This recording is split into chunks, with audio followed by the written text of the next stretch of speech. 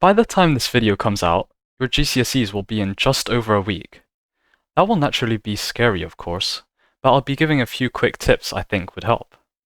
The first is to replicate the exam schedule a week in advance. What I mean by that is that you may want to do past papers of the exams that are in 7 days. You'll keep on doing this every day for every exam until you reach the final exams.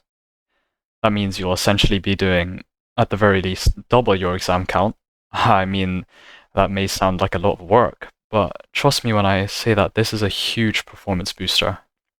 If you do the papers and really lock down each question you get wrong by referencing the mark scheme afterwards, and understanding why you got something wrong, you'll have 7 days to internalize that knowledge. As the maths person, yeah, I know, typical. I can confidently say that practicing past papers is the biggest factor in doing well in the real exams. Secondly, I'd heavily recommend prioritizing topics that come up most frequently. Then, your weakest topics that you're least confident with.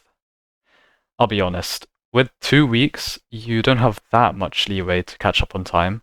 So with this, you'll be able to throw a net that'll be likely to return the most marks. There's little point revising what you're really good at now, when you can do something that would be a lot more beneficial time-wise. Last, but definitely not least, relax. Stay calm. I know it's easy to say this as someone who's already been through it, but it's okay to feel nervous. I can assure you, pretty much everyone else is at some level. You're not alone. Hundreds of thousands of other students will be taking these exams too, and 90% of them are doing it for the first time. So you've got this. You're a radiant scholar, through and through.